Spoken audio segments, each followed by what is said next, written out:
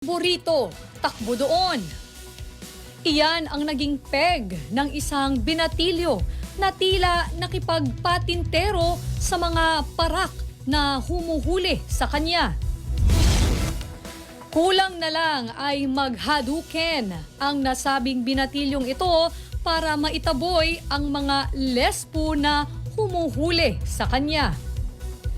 Hindi malinaw kung ano ang dahilan ng tangkang pag-aresto sa Kelo. Pero makikita sa cellphone video na nagawa pa nitong umakyat sa bubong ng police mobile habang may dalang stick. At matapos umakyat ay dito na sumayaw-sayaw ang binatilyo na parang isang karakter sa isang video game at tila naghahamon ng away.